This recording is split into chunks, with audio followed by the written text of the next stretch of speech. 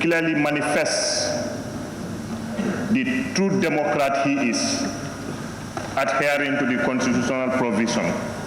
I thank him and thank his government. And the report was led in such a format that members can easily understand, and by extension the country. It was factored on the productive sector and social sector. And then in the report, it clearly tells us the government policy, foreign policy, that have rebranded this country to its highest level. As we speak today, our relationship with the international bodies, partners, is so strong, all because of commitment. And I thank the President for that commitment and his government.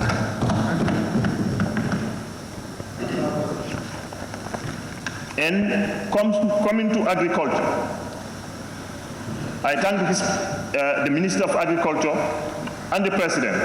Currently, coming from the food basket of this country, that is the Jakali Pachal, we were given seeds that the President talked about, and I'm here to attest that. Our farrows were shielded. We were given the subsidies of fertilizer. Farm inputs were there. As we talk today, the post-loss harvests have been minimized in the Jakali Pachal. Notwithstanding, we also have little concern on his speech regarding this. Land development is a key factor.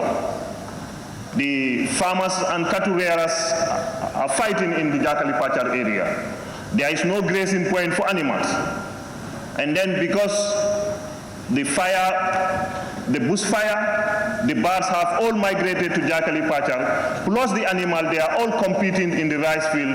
That makes life very difficult. And we expect the Minister of Agriculture to come up, or His Excellency to look at that factor, because this was a factor that I've said over and over. What can we do for those animal rearers? In his speech, unfortunately, it will not, and I will continue to challenge his government to ensure that, they create a grazing point for those animals. And we talked about agriculture, rice production. We cannot produce rice to the way we want it if the land is not developed. And the way the land development is going there is very slow. We want His Excellency and the Minister of Agriculture to fast track this process so that we can have enough rice for this country. For fisheries, we thank His Excellency, first time in the history of this country since 1965. The rural Gambia, over 90% are now drinking safe, clean drinking water, not from the normal well dealing. So this was really positive, and if you go to the provincial Gambia, just to ascend that, the State of the Nation address really reflects the true picture of what's happening in the area of safe and clean drinking water. Notwithstanding, in the issue of fish landing also, we can see a lot of development in the area of fish landing. And then the youths are ready, as he have a program getting in boards to make sure that youth get the opportunity to adventure in that field. So I thank him for that, and we are really optimistic and happy.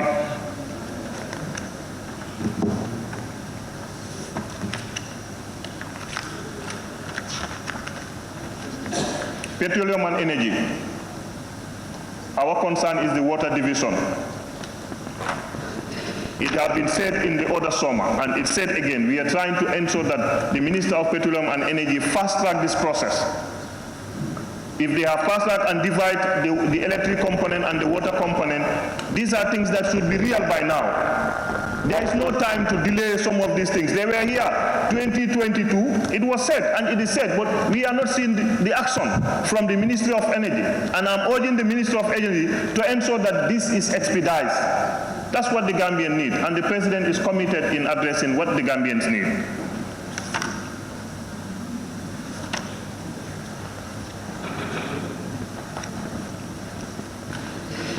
On lands, regional and government, for the first time in the history of this country, that we are doing a land mapping. This administration is really adhering to the need and the aspiration of this country. I think we need to applaud the government and its ministers for doing extremely well in trying to save this country in the way that people expect from them. And that is the reason why we said the ministry had it planned for the first time in the history of this country to have land mapping. Yes. For the first time, the ministry had a plan to map out, and those are the only way forward, because we understand that we're going to face challenge on land regarding all the disputes that involve land. There will not have been a comprehensive plan, and now the executive and the minister is very much committed to ensure that we have a well mapped out for lands that have been segregated for agricultural purpose and other industrial purposes. I think the ministry is doing very well, and they are commended for that, and the reality is seen. In corruption, I think His Excellency has said its plans to handle corruption.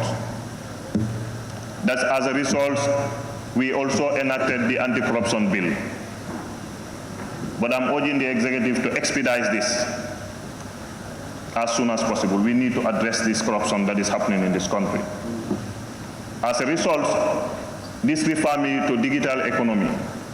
I'm interested, and I would urge all the National Assembly members to be interested in a business that involves SIPCA.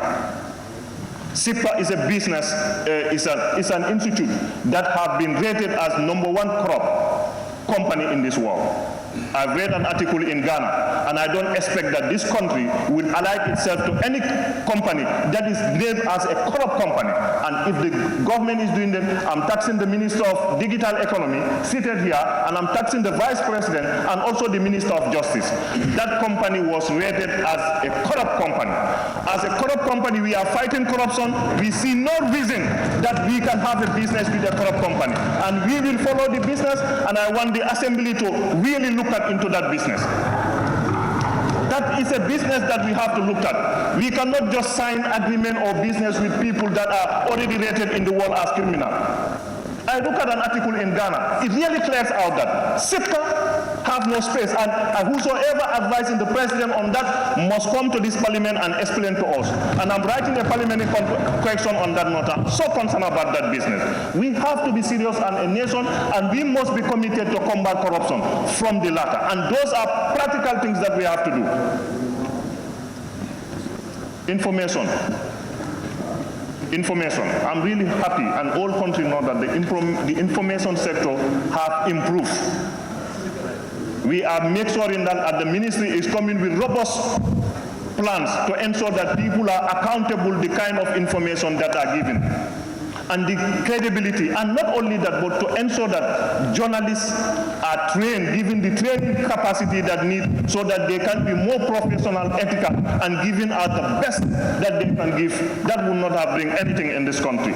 So I'm very happy that the minister is moving on that direction, and you can see the information system has started saving, because they are ready to learn, and they are ready to give people credible information with no bias information. And these are manifests of how government is being open to ensure that access to information, especially information that is very credible, very positive.